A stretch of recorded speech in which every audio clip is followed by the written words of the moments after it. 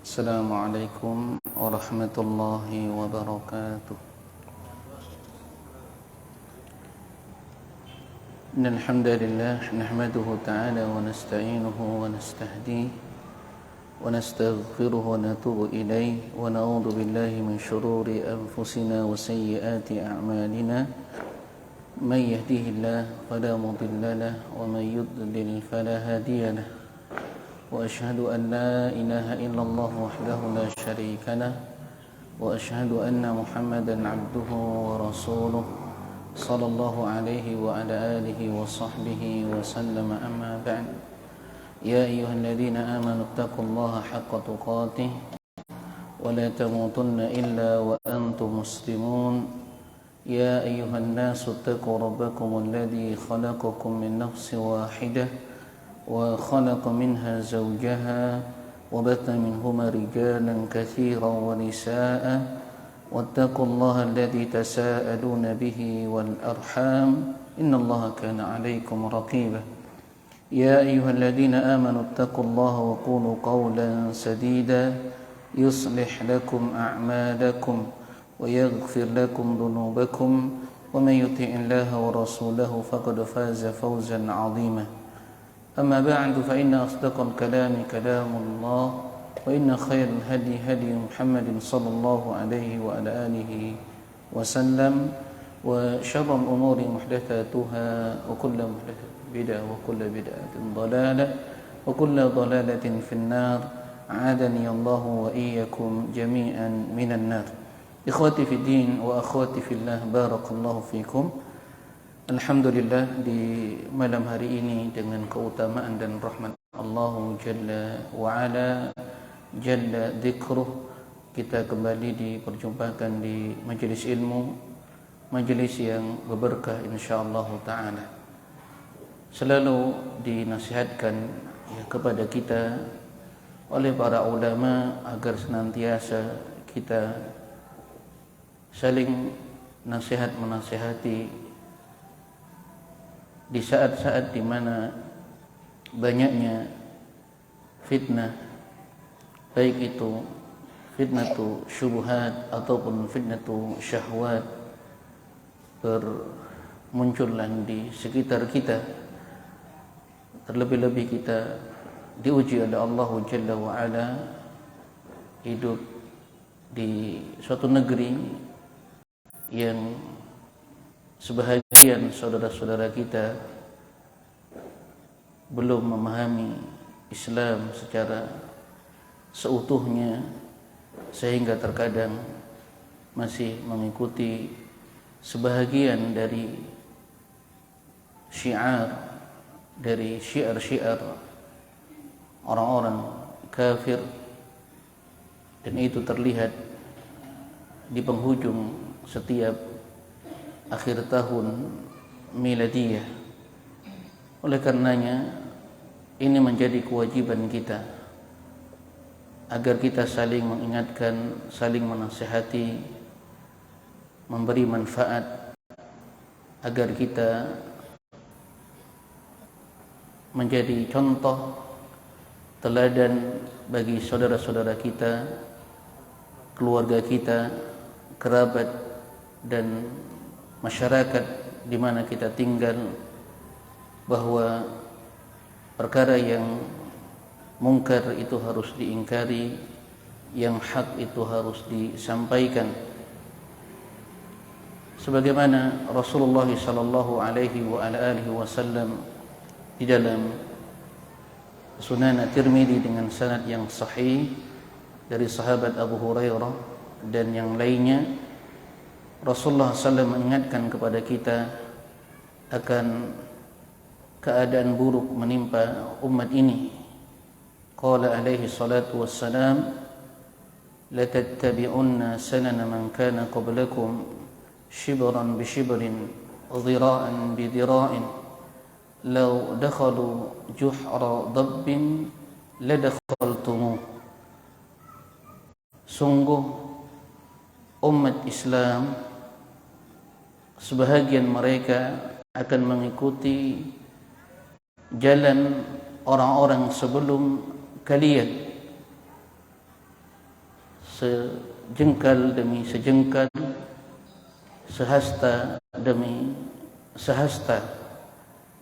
Bahkan seandainya mereka masuk ke dalam lubang dhab, maka kalian pasti akan mengikutinya. Kemudian para sahabat bertanya, Al-Yahud wan Nasara, apakah yang engkau maksud Al-Yahud dan Nasara wahai Rasulullah?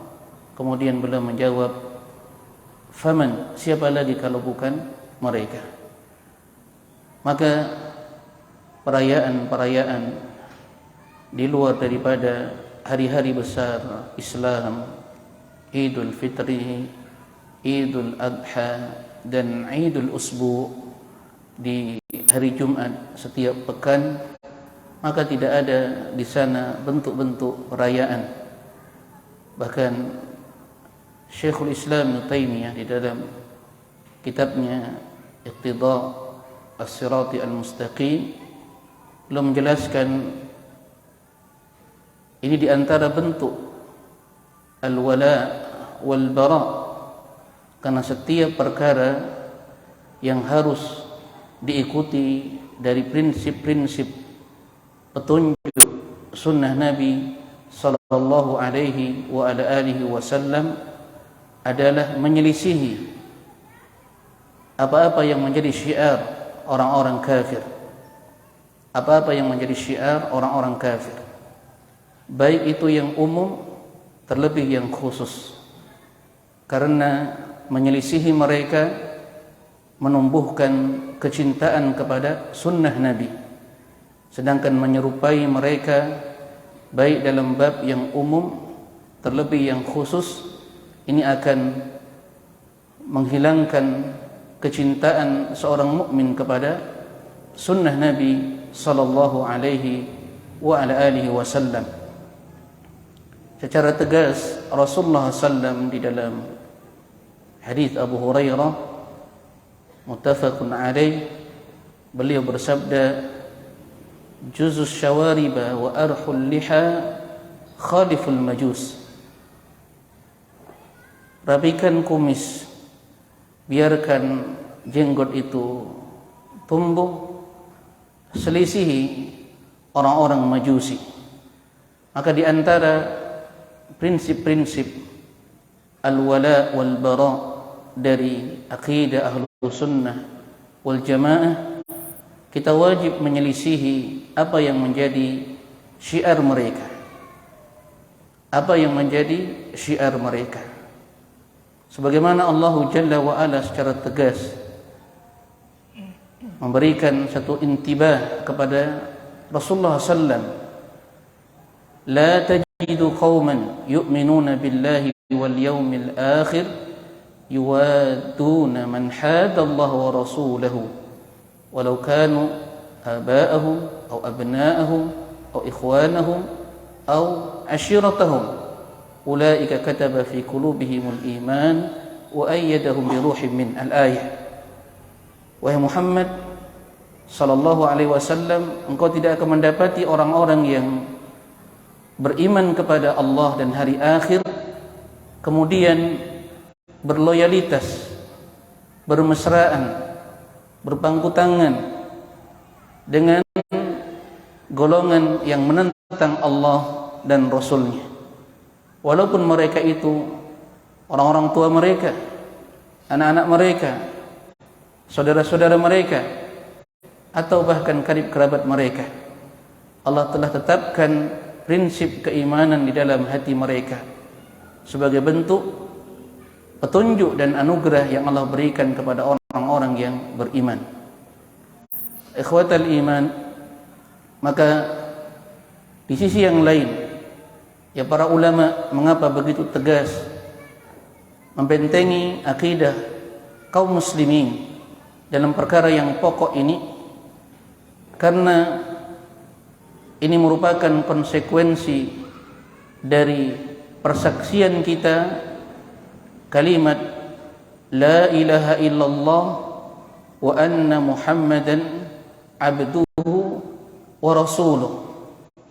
Apa-apa yang datang di dalam Al-Quran dan sunnah Nabi sallallahu alaihi wasallam, perintah untuk menyelisihi mereka, maka ini menunjukkan perkara yang wajib difahami, diwujudkan di dalam lisan, di dalam sikap seorang mukmin. Maka seseorang keadaan imannya disesuaikan dengan kadar bagaimana dia membuktikan persaksiannya di dalam ucapan dan di dalam amalan. Karena inilah yang disepakati oleh para ulama, al-imanu al-qawlu bil lisan wal amalu bil arkan wal i'tiqadu bil janan yazidu bi ta'ati ar-rahman wa yanqusu bi ta'ati asy-syaitan. Rangkaian iman yang tidak bisa dipisahkan. Iman adalah ucapan dengan lisan, dibuktikan dengan amalan anggota badan, dan diyakini dengan hati, dengan penuh keyakinan. Dia bertambah dengan mentaati Allah Zat yang Maha Penyayang dan meninggalkan berbagai bentuk tipu daya syaitan. Kemudian di antara perkara yang penting untuk selalu kita saling nasihat menasihati, karena agama ini adalah nasihat, ad-dinu an-nasihah.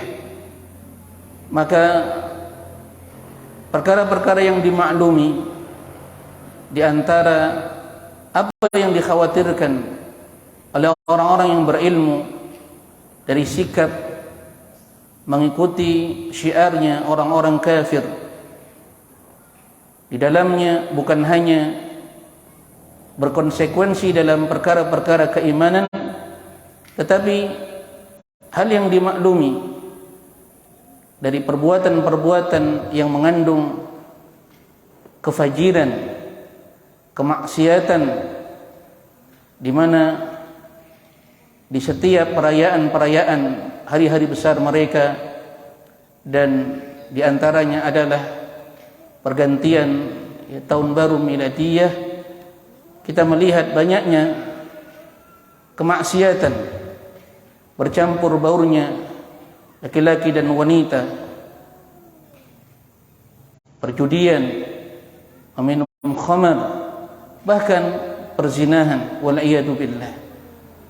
Allah Jalla wa Ala berfirman, وَلَا تَرْكَنُوا إِلَى الَّذِينَ ظَلَمُوا فَتَمَسَّكُمُ النَّارِ. Janganlah kalian condong kepada orang-orang yang zalim. Qatadah menjelaskan orang-orang yang zalim adalah orang-orang yang menampakkan kemaksiatan secara terang-terangan, yaitu orang-orang fasik, orang-orang munafik. Maka janganlah kalian condong kepada mereka. Bila engkau condong kepada mereka, menyebabkan api neraka akan membakar tubuhmu.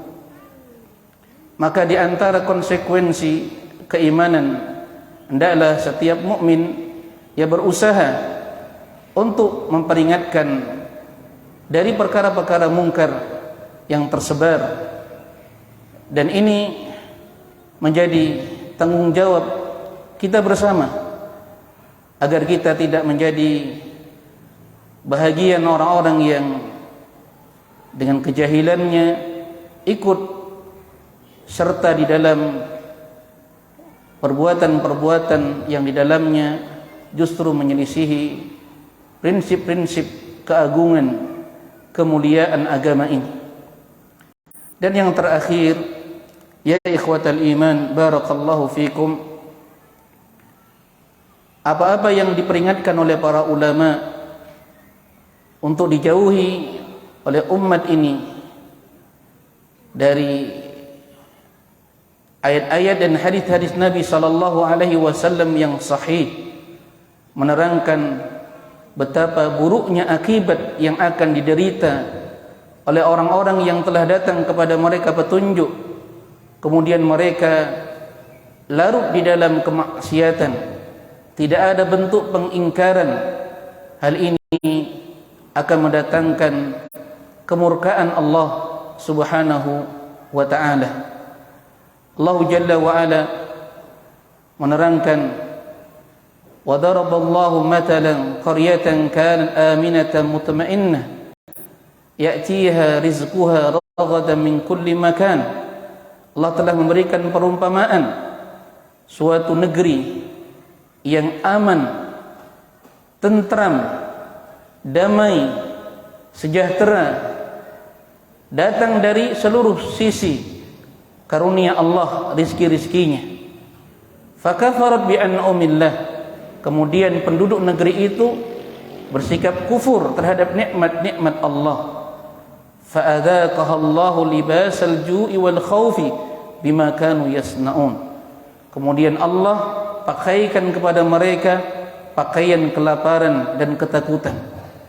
Allah ganti rasa aman, damai, kesejahteraan dengan kepiluan, dengan ketakutan. Allah timpakan apa-apa yang menimpa umat-umat terdahulu.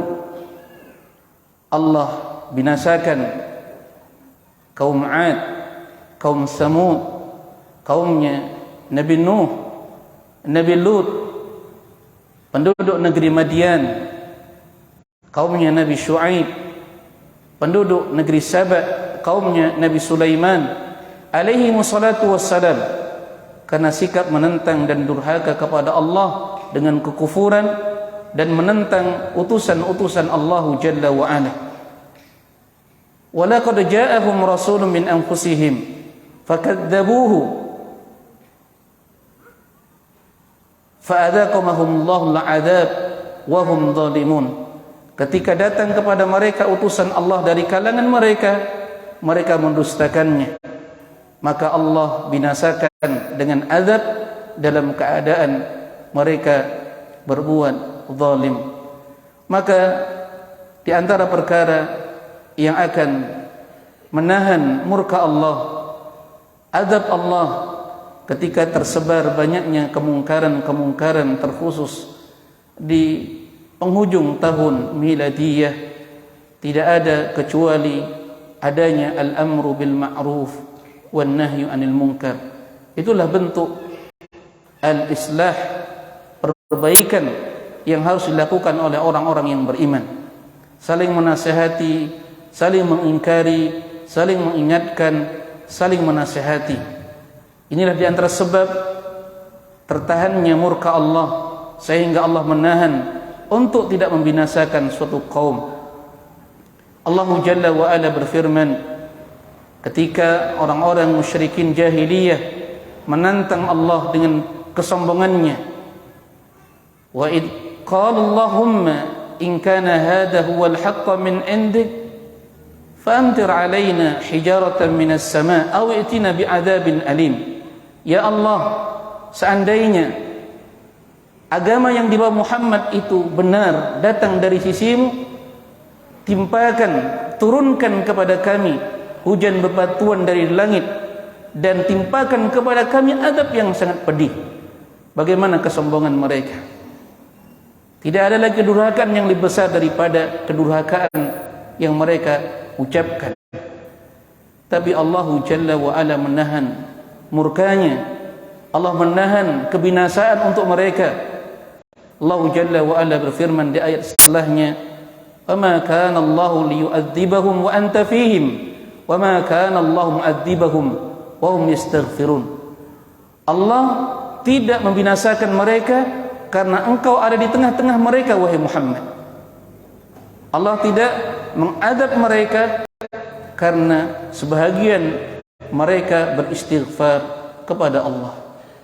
Maka di antara perkara yang menahan amarah dan murka Allah, adanya orang-orang yang beriman untuk selalu mengingkari kemungkaran, mengajak umat kepada kebaikan, kepada tauhid, kepada pemurnian ibadah kepada Allah dan meninggalkan kesyirikan. mengajak kepada perkara yang ma'ruf, meninggalkan kemungkaran, meninggalkan zina, riba, khamar, perjudian, dan berbagai bentuk permusuhan-permusuhan. Maka dengan adanya orang-orang yang selalu mengajak kepada kebaikan, memperingatkan dari kemungkaran, ini sebab Allah menahan amarahnya. Allah Jalla wa Ala berfirman, "Wa ma kana rabbuka liyuhlikal qura bidzulmin wa ahluha muslihun." Rabbmu tidak akan menghancurkan penduduk suatu negeri dengan penuh kezaliman dalam keadaan penduduk negeri itu masih melakukan perbaikan.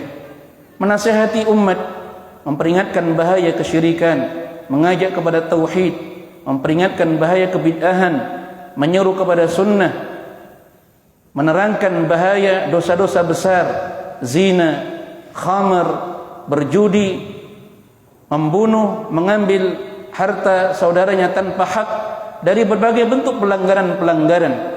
Hal inilah yang menahan murka Allah Subhanahu wa ta'ala. Semoga Allah Jalla wa Ala menjaga negeri ini dari berbagai keburukan-keburukan, dan hendaknya yang hadir menyampaikan kepada yang tidak hadir untuk saling menasihati, memberikan manfaat, terlebih-lebih mendekati waktu-waktu terakhir di mana orang-orang yang berilmu, yang takut kepada Allah, hatinya dipenuhi dengan kekhawatiran, karena setiap dosa itu mendatangkan rasa takut bagi orang-orang yang beriman. Setiap dosa menimbulkan ketakutan yang luar biasa bagi orang-orang yang beriman. Dia tidak merasa aman akan makarnya Allah. Wa makaru makrallah fa innallaha khairul makirin. Maka hendaklah kita saling memberi manfaat. Man istata'a ay yanfa'a akhahu falyaf'al. Siapa yang mampu memberi manfaat untuk saudaranya, hendaklah dia perbuat. Khairun nas ma anfa'uhum linnas. Manusia terbaik adalah yang paling banyak memberi manfaat kepada yang lainnya. Manfaat ilmu, nasihati, mengingatkan, kita tidak ikut keramaian-keramaian, tidak ikut serta di dalam ikhtilat bercampur aduknya laki-laki dan wanita, dan menghambur-hamburkan harta, bahkan dari perkara-perkara yang diharamkan di dalam agama ini. Memperbanyak diri dengan muhasabah, menyibukkan diri dengan perkara-perkara yang bermanfaat bersama keluarganya, dan selalu menasihati keluarganya.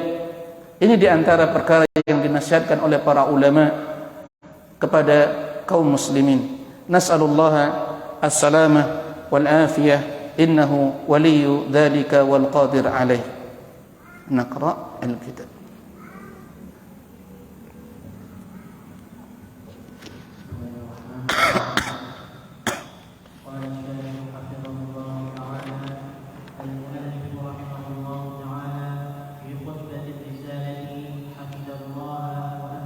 Qara'na, sudah kita baca ini.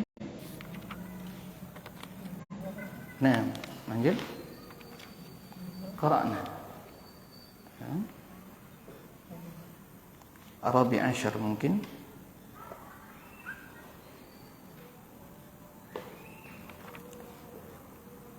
Nah, walihada fa inna Allah hamida nafsahu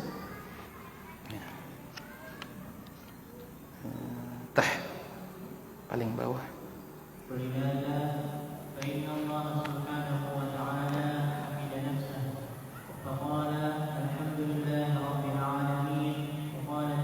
Al-ayah.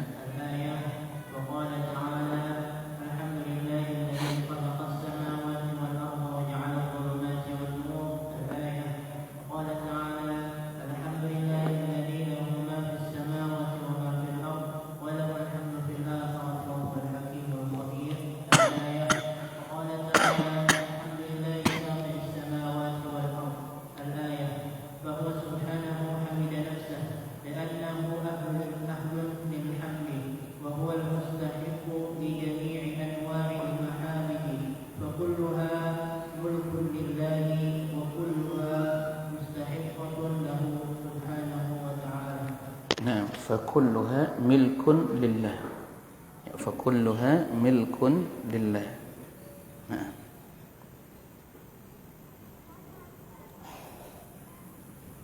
Barakallahu fikum. Masih di pembahasan ya, tahmid al-Imam Syafi'i rahimahullah, di awal pembahasan dari kitab Aqidah al-Imam Syafi'i.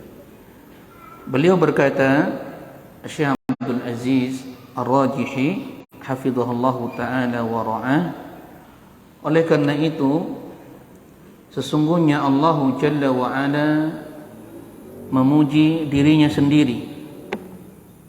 Faqal, dengan berkata, alhamdulillahi rabbil alamin, segala pujian hanya untuk Allah, Rabb seluruh alam semesta.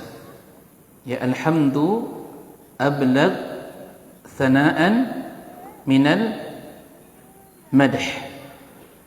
Dia lebih tinggi, lebih mendalam maknanya dalam pujian, memuji segala bentuk keutamaan dari sifat-sifat dan perbuatan Allah daripada al-madh.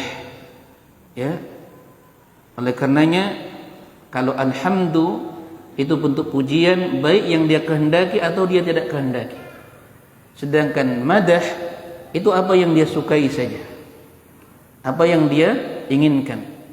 Adapun alhamdu, baik dia sukai ataupun dia tidak sukai, dia pilih ataupun dia tidak pilih, maka dia berikan bentuk pujian ini. Oleh karenanya alhamdu dari sisi balaghah ini ablagh, ya, lebih mendalam, lebih tinggi maknanya dari bentuk-bentuk pujian yang lain. Dan Allah memuji dirinya dengan pujian ini, alhamdulillahi rabbil alamin, segala pujian hanya untuk Allah. Ini bentuk apa?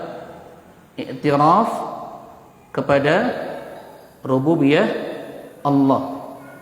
Karena surat Al-Fatihah terdiri dari asma wa sifat, kemudian rububiyah Allah serta uluhiyah.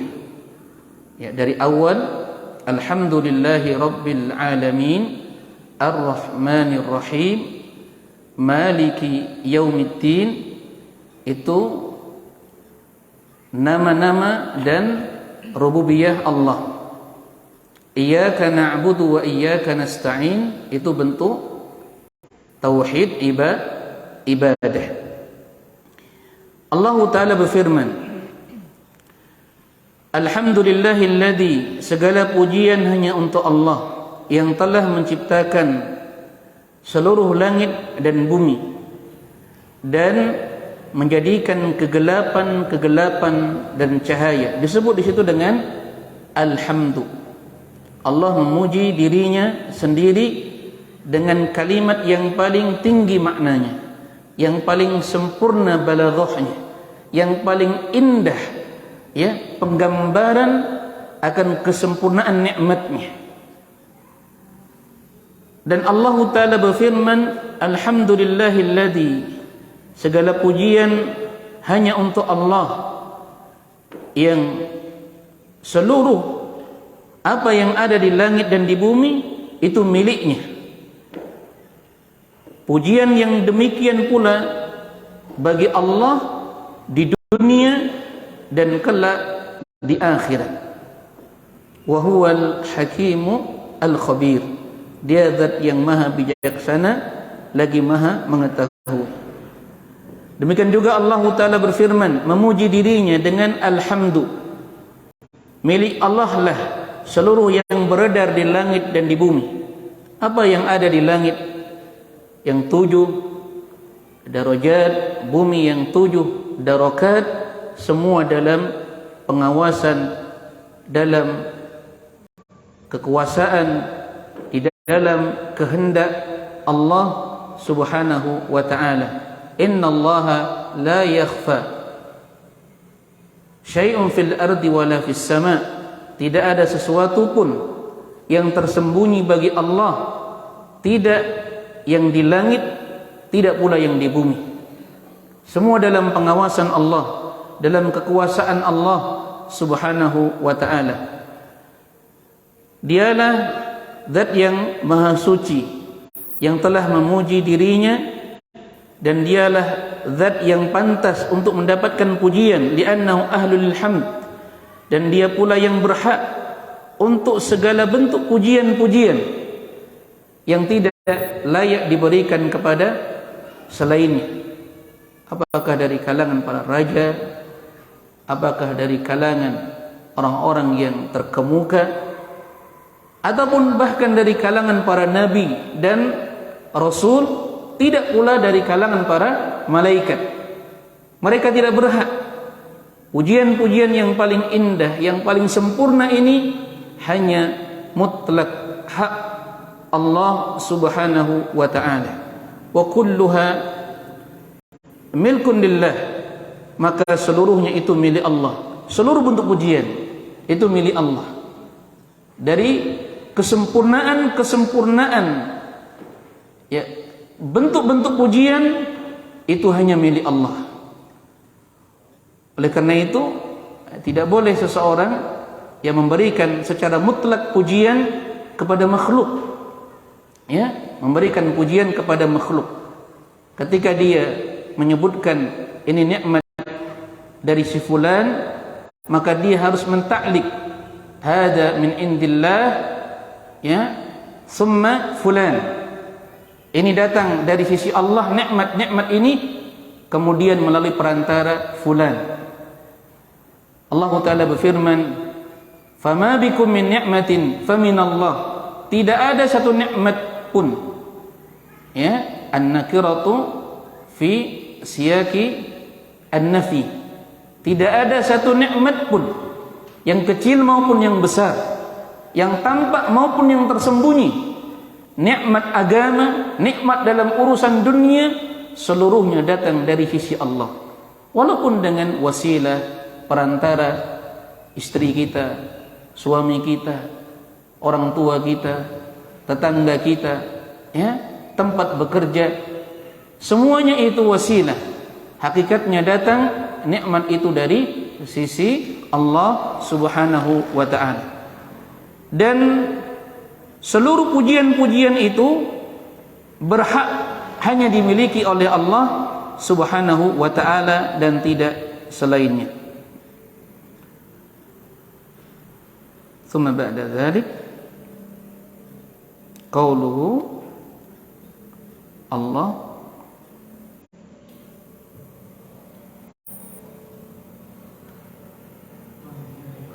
nam huwa dzul uluhiyyati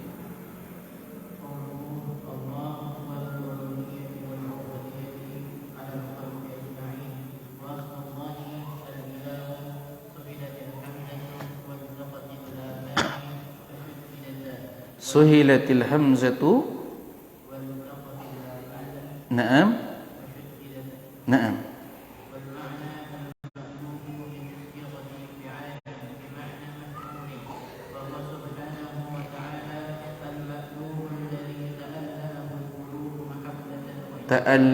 ta'allahul qulubu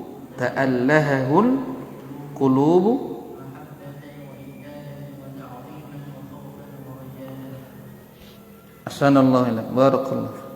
Kemudian ucapan, ya, dari Al-Imam Syafi'i rahimahullahu ta'ala, ya, di dalam matannya yang dibawakan oleh Al-Imam Al-Hajari, Allah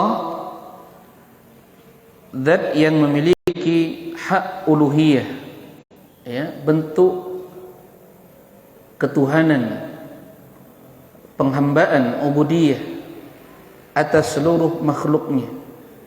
Ya, Allah ini nama dari nama Allah yang seluruh nama-nama itu kembali kepada nama yang paling agung ini, yang berhak kepada seluruh sifat-sifat dan makna ketuhanan, ya, yang maha sempurna, yang maha mulia, yang maha dari segalanya, dan yang berhak untuk diberikan penghambaan, ya, atas seluruh makhluknya.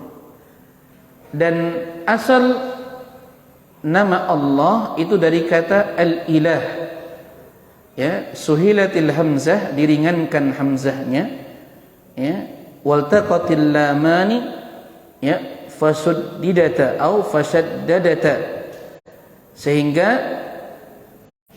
lamnya itu berdekatan karena ditasydid, sehingga dibaca dengan diringankan hamzahnya jadi Allah. Asalnya ilahun, dimasukkan al, ya, kemudian diringankan bacaan hamzahnya, ya, dan diidghamkan kepada yang ditasydid menjadi Allah. Asalnya apa? Ilah, dari timbangan fi'al, ya, maknanya apa? Ma'luh, yang dituhankan atau yang diibadahi, ma'bud. Dari timbangan apa? Fi'al, ya, dari bab sighah fi'al, tapi maknanya maf'ul, artinya objek yang berhak untuk diibadahi.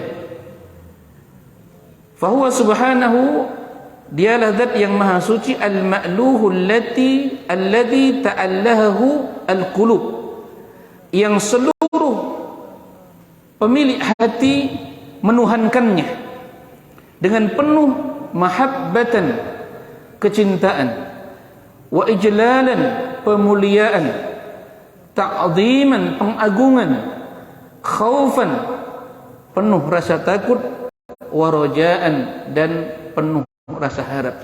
Ini diantara rukun-rukun ibadah, ya, tidaklah terpenuhi kesempurnaan ibadah kecuali di hatinya hadir al-mahabbah, kecintaan, tadallul, kerendahan hati, ta'zim, pengagungan kepada Allah, khauf, rasa takut dari azab dan murkanya, raja, berharap dengan rahmat dan ampunannya. Dan Allah huwa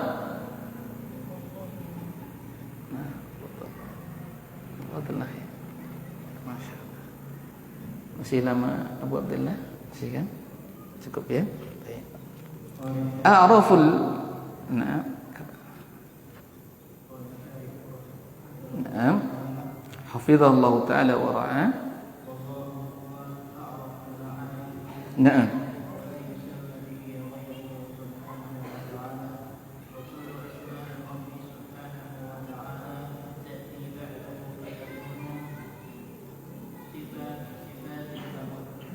na'am,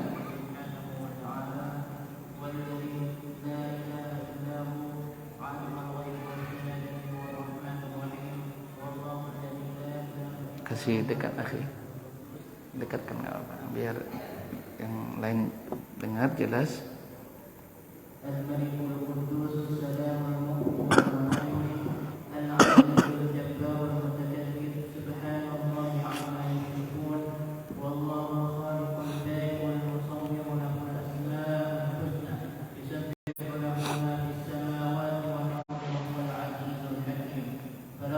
Al-ayah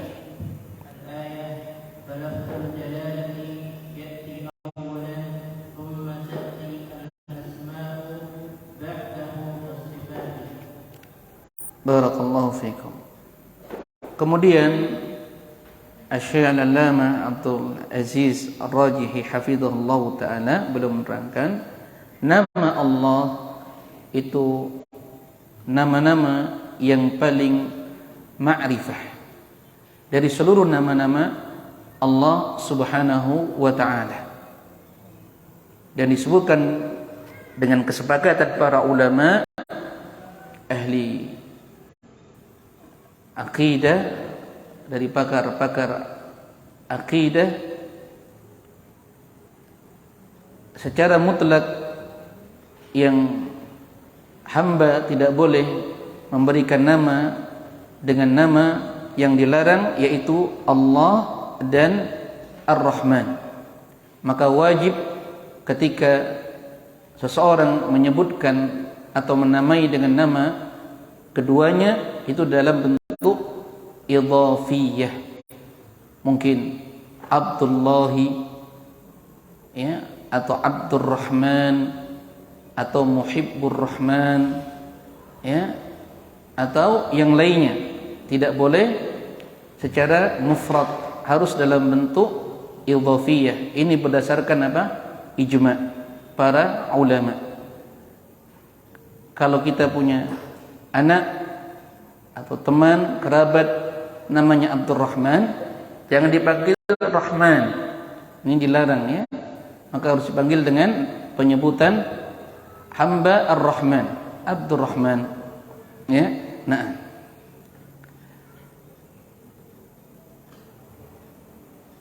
yang selainnya dilarang dipanggil atau disebut dengan nama ini, ya Allah dan Ar-Rahman.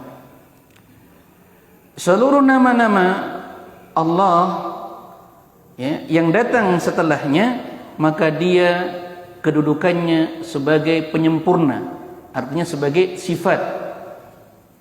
Jadi kalau disebut nama Allah kemudian datang nama-nama Allah yang lain, ya, misalnya Ar-Rahman, Ar-Rahim, Al-Malik, Al-Quddus, As-Salam, maka ini penyempurna yang menyempurnakan nama Allah. Jadi semua ini menjadi apa?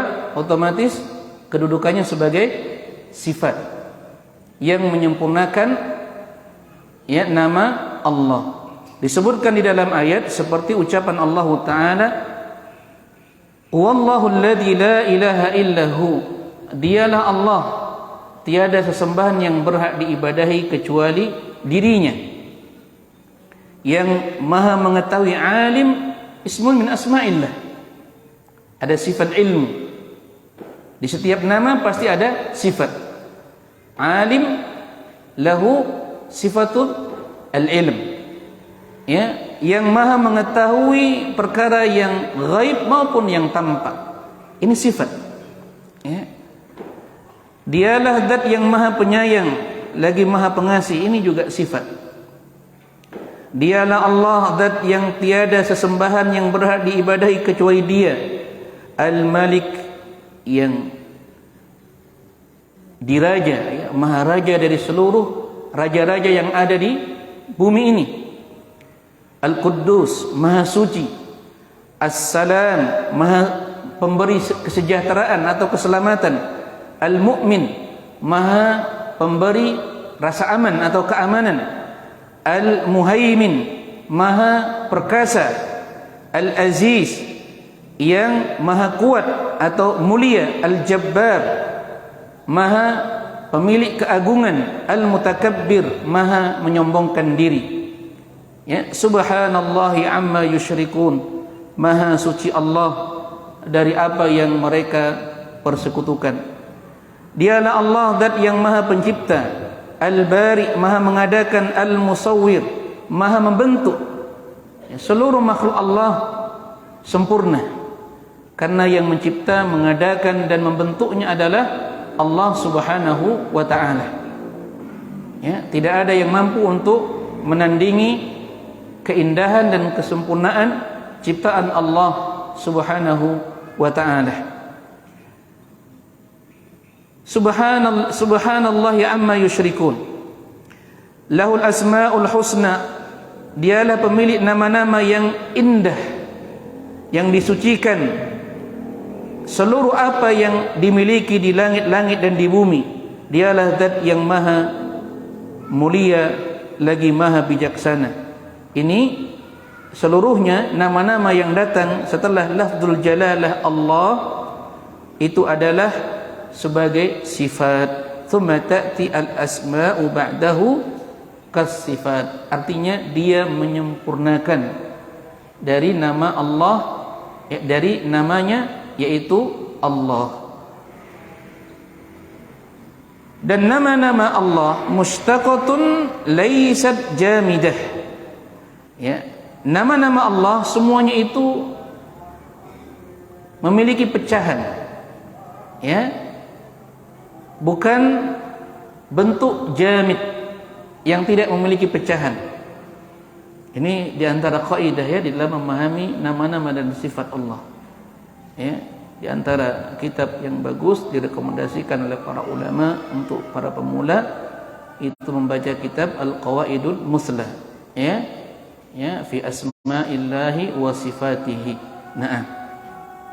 Dan nama Allah seluruhnya mushtaq. Ya, semua nama Allah itu mushtaq. Ini keindahan, kesempurnaan ya. Nah, tidak jamid. Tidak ada satu pun nama Allah yang jamid. Ini sebagaimana disebutkan oleh Ibnu Qudamah dalam kitab Lum'atul I'tiqad, ya, dan juga oleh Al-Imam ya, At-Tahawi dalam ya Aqidatul Tahawiyah. Sedikit sebagai contoh, Allah itu diambil dari sifat uluhiyah. Tadi disebutkannya asal pengambilannya dari ilah karena diringankan bacaan hamzahnya, kemudian dia diidghamkan menjadi Allah. Ya, kemudian menjadi Allah. Oleh karena itu Ibnu Abbas beliau berkata radhiyallahu taala anhuma, Allahu dzul ilahiyyati wal ubudiyyati ala khalqihi ajmain. Allah pemilik atau yang berhak atas ketuhanan dan penghambaan dari seluruh makhluknya. Jadi kata Allah itu diambil dari ilah yang memiliki sifat apa? Al-uluhiyah dan al-ubudiyah. Seperti juga Ar-Rahman. Ya. Dia juga pecahan. Ya, Rahimah yarhamu, ya Ar-Rahman. Yang di dalamnya ada sifat Ar-Rahmah. Al-Alim, nama Allah diambil dari sifat yang di dalamnya mengandung makna al-ilmu, al-hakim. Juga meliputi sifat hikmah, bijaksana, al-khabir, tercakup dalamnya sikap al-khibrah, yaitu maha mengetahui, al-qadir, tercakup atau terliput di dalamnya sifat al-qudrah, yaitu kemampuan atau kekuasaan, dan seterusnya. Ya, dan seterusnya. Ini diantara kaidah di dalam memahami nama-nama dan sifat Allah Subhanahu wa taala. Wa sallallahu ala nabiyyina Muhammadin wa ala alihi wa sahbihi wa sallam.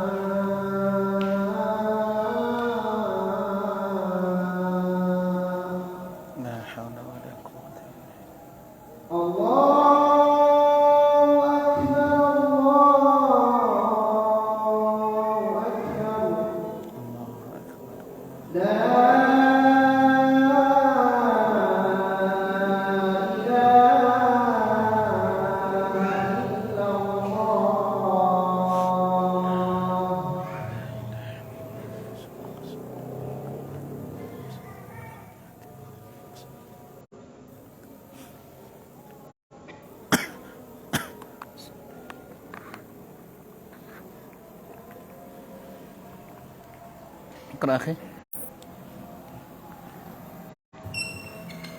بسم الله الحمد لله والصلاة والسلام على رسول الله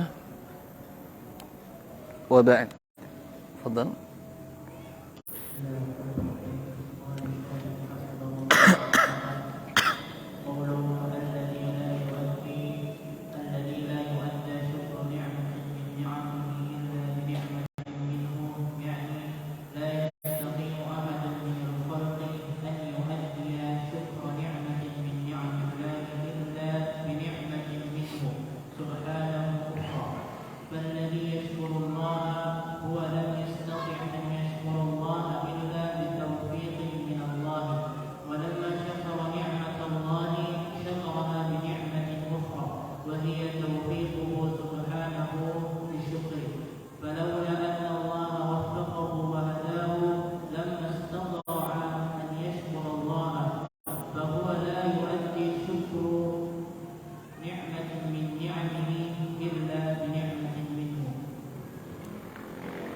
Barakallahu fikum. Kemudian ucapan beliau, alladzi la yuaddi syukru ni'matin, ya, alladzi la yuadda syukru ni'matin min ni'amihi illa bi ni'matin min. Seorang hamba tidak mampu merealisasikan bentuk kesyukuran kepada nikmat dari nikmat Allah kecuali dengan kenikmatan darinya. Ya, seorang hamba kita tidak mampu mensyukuri nikmat dari seluruh nikmat Allah, la tu'addu wa la tuhsa, yang tidak terbilang banyak dan jumlah ragamnya, kecuali dengan nikmatnya pula. Ya, kita tidak mampu mensyukurinya, ya, mengucapkan alhamdulillah, meyakini di hati semua nikmat datang dari Allah, kemudian kita peruntukkan nikmat untuk mendekatkan diri kepada Allah dengan salat, dengan sedekah, dengan semua bentuk ibadah.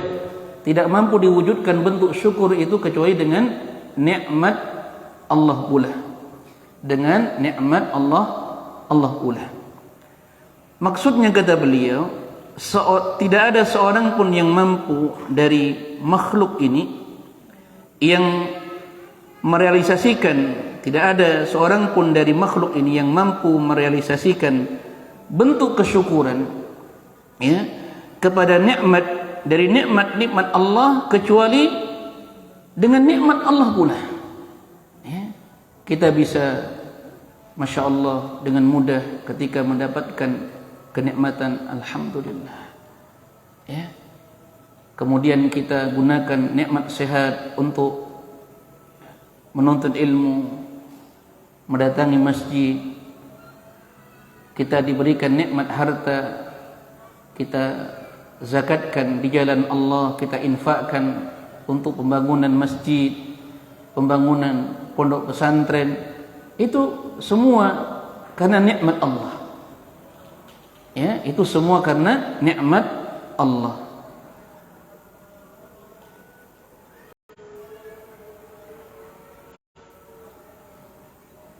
Maka setiap orang yang bersyukur kepada Allah tidak mampu dia merealisasikan syukurnya kecuali dengan taufik dari Allah. Ya, kecuali dengan taufik dari Allah Subhanahu wa taala. Maka ketika seseorang mensyukuri nikmat Allah dengan kesyukuran yang ada, itu bentuk nikmat Allah yang lain yang Allah berikan kepada dirinya. Ya. Jadi kalau kita diberikan nikmat, apakah nikmat sehat, nikmat aman, makanan, ya, nikmat kecerdasan, itu nikmat. Kemudian kita syukuri nikmat itu dengan apa? Mungkin kita gunakan kecerdasan untuk belajar, ya, harta kita belanjakan kepada yang Allah ridhai, untuk membahagiakan istri, anak-anak, itu perkara yang disyariatkan. Nah, bentuk membelanjakan harta, mempergunakan kecerdasan, itu juga nikmat Allah yang lain yang Allah berikan kepada kita. Maka tidak ada seorang makhluk pun di muka bumi ini, baik mukmin, tidak pula kafir, yang mampu hidup tanpa nikmat Allah. Maka Rahman, ya, Rahman itu rahmat Allah yang meliputi seluruh makhluk. Ar-Rahim, rahmat Allah yang khusus bagi orang-orang yang beriman. Tidak ada orang yang durhaka paling besar kedurhakaannya, dia menyembah berhala, dia makan, dia bernafas, dia hidup, semua dengan nikmat Allah. Ya, walaupun apa yang dia lakukan tidak mengharuskan kecintaan Allah, karena itu takdir kauni, bukan takdir yang syar'i. Ada yang mencuri, ada yang begal, ada yang membunuh. Itu takdir Allah yang tidak mengharuskan Allah mencintainya, karena itu takdir kauni. Maka semua dari seluruh makhluk Allah, baik yang mukmin maupun yang kafir, semuanya diliputi oleh nikmat Allah Subhanahu wa ta'ala. Maka seandainya Allah, ya, seandainya Allah tidak memberikan taufik, ya, dan petunjuk kepadanya, falaula annallaha waffaqahu wa hadah, tentu seseorang tidak mampu untuk bersyukur kepada Allah. Lam istata'a an yashkur Allah. Ya, sekiranya Allah tidak memberikan taufik kepada kita, kita tidak mampu, ya, duduk di tempat ini. Banyak orang-orang yang sama sehatnya dengan kita, atau mungkin lebih muda usianya, mungkin lebih kaya dari kita, lebih cerdas dari kita. Wal iyadu billah, di waktu yang bersamaan mungkin dia sedang melakukan dosa-dosa kepada Allah.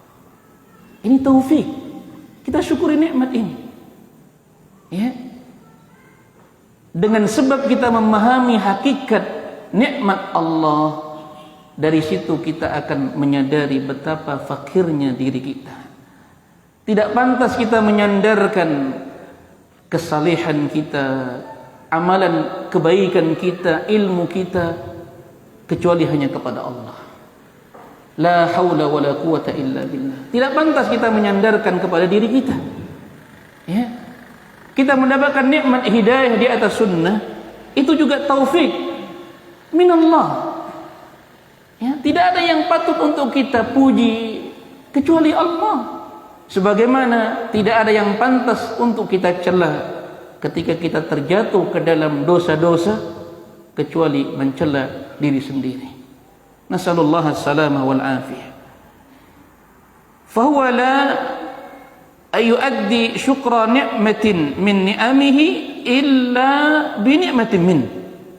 Maka seseorang tidak mampu merealisasikan syukur atas nikmat dari nikmat-nikmat Allah kecuali dengan nikmatnya pula. Ini menjadikan seorang mukmin dia menyadari betapa fakirnya diri kita. Ya, ya ayyuhalladzina amanu antumul fuqara ila Allah. Wahai orang-orang yang beriman, kalian adalah orang-orang yang fakir, yang butuh kepada Allah Subhanahu wa ta'ala. Tidak ada yang pantas kita sombongkan, ya, sebagaimana kita bersikap, ya, khauf dari adab dan murka Allah, kita juga harus memiliki harapan dengan rahmat dan ampunan Allah Subhanahu wa ta'ala. Hal yumkinu an yuqala anna hadhihi hiya ma yuaddi bihi asyukru ma yuadda bihi asyukru mithla al-lisani wa ghairiha min al-jawarih. Maka apakah mungkin dikatakan bahwasanya segala bentuk, ya, sikap yang seseorang mampu bersyukur, apakah dengan lisan atau dengan anggota badan, ya, itu dikatakan secara mutlak nikmat Allah, ya, mengucapkan alhamdulillah, dia menggunakan nikmat sehat untuk menuntut ilmu, hartanya dibelanjakan di jalan Allah, dia punya ilmu, dengannya dia menasihati orang lain, apakah secara mutlak ya kenikmatan ini dikatakan nikmat yang datang dari Allah? An-ni'matu allati la yuaddi biha al-insan asy-syukra hiya taufiqul abdi li ada'i hadha asy-syukr wa syukru yakunu bil jawarih, ay anna Allah ta'ala waffaqaka li syukri hadhihi an-ni'mati bil a'mali fa anta lam tuaddi syukra hadhihi an-ni'mati illa bi ni'matin ukhra wa hiya taufiqullahi laka wa hiya taufiqullahi laka wa hidayatuhu laka haitsu syakarta hadhihi an-ni'mata bi an kunta biwajibin ni'mati bil amali wa bil jawarihi wal i'tirafi bil qalbi. Iya, secara mutlak itu disebut sebagai nikmat yang datang dari Allah Subhanahu wa taala. Ya. Seorang hamba tidak mampu bersyukur ya, kecuali dengan nikmat Allah. Maka Allah memberikan taufik kepada hamba untuk mewujudkan rasa syukur. Dan syukur itu bentuknya beragam. Ada kalanya dengan anggota badan, ya, Allah Ta'ala memberikan taufik kepadamu untuk mensyukuri nikmat Allah ya, dengan amalan anggota badan ya, yang engkau tidak akan mampu mensyukuri nikmat dari nikmat-nikmat Allah yang lain kecuali melainkan setelah Allah memberikan taufik kepadamu dan memberikan hidayah kepadamu untuk mensyukurinya dengan anggota badanmu. Maka ketika engkau mensyukuri nikmat ini, engkau mampu mendirikan perkara-perkara dari hak sebuah nikmat ya, mensyukuri dengan lisan, dengan anggota badan ya, dan kemudian diyakini dan diakui dalam hati, maka itu mutlak semuanya adalah nikmatun minallah, yaitu semuanya mutlak adalah nikmat dari Allah Subhanahu wa taala. Kemudian ucapan beliau yang terakhir, tujabu ala muaddi madi ni'amihi bi adaiha ni'matun hadisatun tajib. Dengan sebab mensyukuri nikmat ya, sebelumnya Allah berikan nikmat yang baru setelahnya ya. Allah Ta'ala berucap, wa in ta'addana rabbukum la in syakartum la azidannakum. Jika engkau mensyukuri nikmat Allah ya, jika kalian bersyukur atas nikmat, sungguh pasti aku akan tambah. Nikmat yang datang setelahnya, seorang belajar misalnya ya, dengan sebab dia mensyukuri nikmat, apa bentuk mensyukuri nikmat? Ilmu, yaitu mengamalkannya. Apa bentuk syukur nikmat terhadap ilmu? Mengajarkannya. Sebagaimana ya, syukur terhadap harta itu mensedekahkannya, maka syukur terhadap ilmu itu mengamalkannya. Maka kata Umar bin Khattab, man amila bima alima 'allamahu Allah ma lam ya'lam. Siapa yang mengamalkan apa yang dia ketahui walaupun sedikit, maka Allah akan ajarkan dia sesuatu yang sebelumnya dia tidak ketahui. Jadi bentuk nikmat itu beragam. Seperti harta, dia sedekahkan, Allah lipat gandakan 10, 100, 700 kali lipat ya. Ini nikmat ya, Allah lipat gandakan dengan sebab apa? Dia mensyukurinya. Sebaliknya, dengan sebab kufur, Allah Jalla wa Ala mengangkat keberkahannya. Mungkin jumlahnya bertambah, mungkin nominalnya besar, tapi hakikatnya Allah sedang menahan nikmatnya, yaitu Allah mengangkat keberkahannya. Wala in kafartum inna adabi lasyadid.